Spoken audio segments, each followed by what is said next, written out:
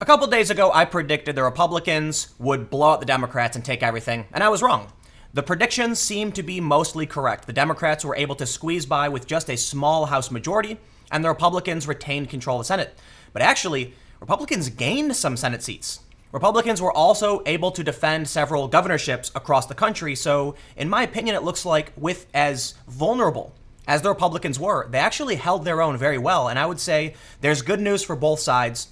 But I'm leaning more towards the Republicans definitely are going to be more excited about this. A lot of people online are saying the Democrats didn't do good enough. Andrew Gillum of Florida did not win. Beto O'Rourke did not win. And as of right now, it looks like Stacey Abrams also did not win. So it really does seem like a very tiny victory across the board for the Republicans, especially when we look at the historical context. So today, let's take a look at the results and talk about what this really means. Did the Democrats win this? Or did the Republicans win this? And as I said, I think this leans a little bit in favor of the Republicans, but let me show you the data. But before we get started, please head over to patreon.com/Timcast if you'd like to support my work.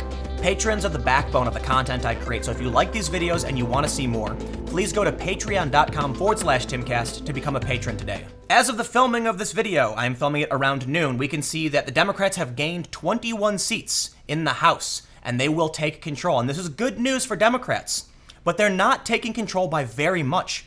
They needed 23 seats to gain control, and they only gained 27 so far. So it looks like it's not that strong of a majority, but it is absolutely good news for Democrats. Now in the Senate, really bad news for Democrats. Republicans so far have gained 2 Senate seats, and as of the filming of this video, we can see Republicans have guaranteed 51 seats to Democrats 45. There are still some races that are too close to call. Maybe by the time you watch this, it will actually be updated.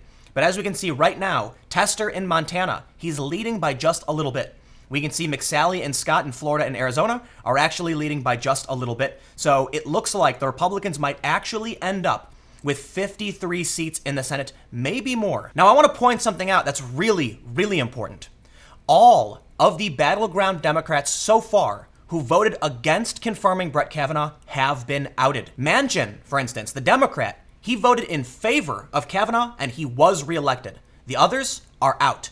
Right now, Tester has a small lead. He also voted against Kavanaugh. He might actually win, so it may not be absolute, but for the most part, it looks like Brett Kavanaugh did play a huge role in how people voted and what that meant for the Democrats. So perhaps the strategy the Democrats had in going up against Kavanaugh, especially now that we learned many of these accusations against him were false, it was a bad strategy, and it may have hurt them very much so in the Senate. But let's check out the governorships. As of right now, it looks like the Democrats gained 7 seats when it comes to governorships across the country. However, the Republicans still maintain the majority as of right now, and that is potentially good news for Republicans, as it looks like they're likely going to retain even more seats. However, they lost Wisconsin, Michigan, and Pennsylvania. And these are really important states for Donald Trump and the Democrats coming into 2020, especially when we look at how they voted in the 2016 election. Wisconsin, Michigan, and Pennsylvania were all for Trump by small margins.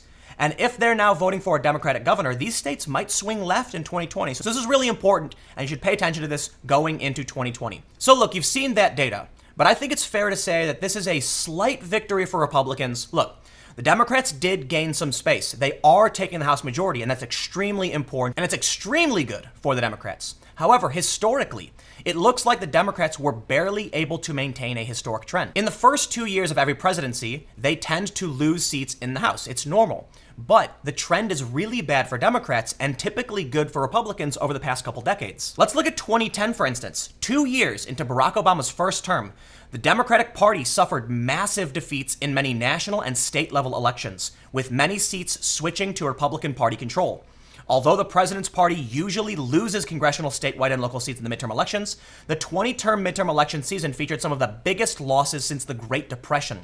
The Republican Party gained 63 seats in the U.S. House of Representatives, recapturing the majority and making it the largest seat change since 1948, and the largest for any midterm election since 1938 midterm elections. The Republicans also gained 6 seats in the U.S. Senate, expanding its minority, and also gained 680 seats in state legislative races. Compare that to now. In 2010, first 2 years of Obama, the Republicans swung 63 seats. The Democrats in the first 2 years of Trump have only swung so far 27, maybe more, but it's still going to be a lot less. And we can actually go back to 2002, which is a special circumstance because of 9/11, and we can go back to 1994 and see there is a similar trend, and the Democrats haven't fared that well. In 2002, the elections were held just a little bit under 14 months after 9/11, thus the elections were heavily overshadowed by the War on Terror, the impending war with Iraq, and the early 2000s recession, and the sudden death of Democratic Minnesota Senator Paul Wellstone about 1 week before the election. These elections marked only the third time since the Civil War that the president's party gained seats in a midterm election, the first being 1934 and 1998, and the first time that this has happened under a Republican president. These elections were the second consecutive midterm elections held in a president's first term, where Republicans netted a gain in both houses of Congress. They say the Republicans picked up net gains of 2 Senate seats and House seats. That means in the first 2 years of George W. Bush, the Republicans made gains. The president's party made gains. That is not the historic trend. However, 9/11 did happen, so that is a special circumstance. But we can go back to the first 2 years of Bill Clinton and see what happened there too. They called this the Republican Revolution because 54 seats swung from Democrat to Republican. We can see that when the Democrats are in power, the Republicans swing massive gains. But as of right now, they only gained about 27 so far. The Republicans are going to lose control of the House for sure, but they've gained more seats in the Senate. And that hasn't happened, to my understanding, since John F. Kennedy. So there are still some historic wins for the Republicans in this midterm. It's not all good news for Democrats. So when you consider that Republicans will maintain a majority in governorships, they actually won some Senate seats, and these big celebrity endorsement challengers lost, it sounds like, even with the historic record, the Republicans have squeaked by just a tiny victory. They were defending a lot more territory. There were historic retirements across the House, and this was really bad for Republicans. So this should have been a bigger gain for Democrats. The Democrats were able to take some victories, but it wasn't that large. Ultimately, this is still relatively good news for the Republicans because they honestly expected to lose a lot more. The forecast from 538 said about 40 seats would flip to the Democrats, and so far only 27. So they've just narrowly, by about 4 seats, taken that majority. But there's also some other issues I want to point out. As I mentioned with Brett Kavanaugh, that seemed to play a role in how people voted. But what bothers me about a lot of this, and this is kind of a sidestep, we'll clear the air now with the midterms, I want to just bring up, before I finish off, a kind of hypocrisy that bothers me about the Democrats. There's a lot of people talking about the historic gains made by House members. There's more women running, there's the first Muslim candidate, the first openly gay governor. It's a lot of big historic wins. But as much as they like to tout identity, there were Republican people of color who lost to white people. So yes, progressives and the left were also willing to say no to some people of color and yes to some traditional incumbent white people. I don't think identity is the key factor in why many of these people got elected. I think politics really did play a big role in this. But when we look at the attitude many of these people had about Brett Kavanaugh, saying that, listen, Brett Kavanaugh it was a job interview and he was accused, he shouldn't get the job. Well, then I'd have to ask questions about some of the people who were actually confirmed, like Bob Menendez and Keith Ellison. Bob Menendez wins Senate race in New Jersey, beating back a challenge from Hoboken. And for those that are not familiar, one of the biggest attacks against him was that there was a claim that he flew to the Dominican Republic to engage in adult activities with underage women.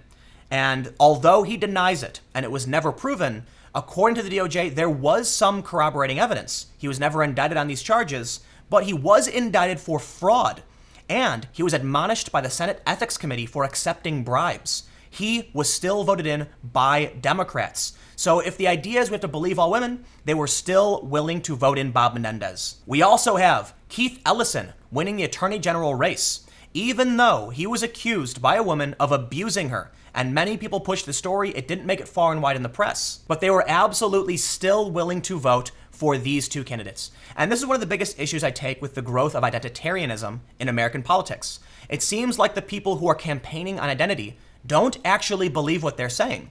Because as much as they'd like to say believe all women, they're absolutely willing to vote in Keith Ellison, and they're absolutely willing to vote in Bob Menendez. And I think it's a damn shame. Look, I believe you are innocent until proven guilty. But by their own standard on the left, there's less of a burden of proof on them as the accused. You can't say that Brett Kavanaugh shouldn't get the job simply because of an accusation, because it's just a job interview, but then think Bob Menendez should win. Yesterday on the Young Turks, when they called the Senate race in New Jersey for Bob Menendez, Cenk Uygur said, "Thank God." And my question is, why?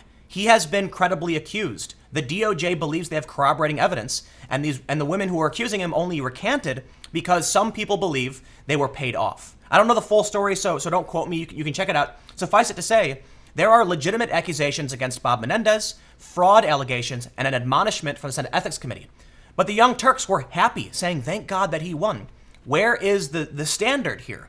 If you're upset with Brett Kavanaugh because 36 years ago, a woman claimed that he may have done something at a party, and he shouldn't get confirmed because of that, you've got an actual criminal trial against Bob Menendez, and Keith Ellison is currently undergoing scrutiny and a controversy around the abuse allegations from some woman. Now that the Democrats have a House majority, there's expectations of subpoenas and investigations, and people are believing they're going to investigate. That's what they're all saying.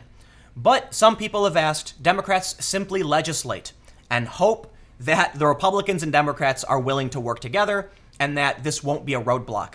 Suffice it to say, many people believe this will be a huge waste of time. Nothing's going to get done, and the Democrats and the Republicans in the House and the Senate are going to clash, and it's going to be 2 years of nothing happening. The important thing to remember, though, is that if this was a referendum on Donald Trump, I believe it shows that the nation, for the most part, is happy with what he's doing. Because when it comes to Senate races and governorships, the Republicans were able to maintain their majority. Although they lost in the smaller districts around the country, that was to be expected. That's a historical trend. At the nation level, when it comes to the states, the senators became Republican, more so. The governors held their ground. And I think that's overwhelmingly good news for the Republicans as they're starting to look to 2020. But at the same time, it's still good news for the Democrats. It's not all bad news. The Democrats made some gains. They won Michigan, they won Wisconsin, and Pennsylvania. And that can be huge for them going into 2020. So comment below and let me know what you think, and we'll keep the conversation going. How do you feel about all this? Do you think this was mostly a win for the Republicans, more so for the Democrats? As I mentioned, I think this is just a tiny victory from the Republicans because they've gained in the Senate, and the Democrats only gained a small lead. But you comment below, let me know what you think. We'll keep the conversation going. You can follow me on Twitter at Timcast. Stay tuned, new videos every day at 4 p.m. and more videos coming up on my second channel, youtube.com/TimCastNews at 6 p.m. Again, thanks for hanging out, and I will see you all next time.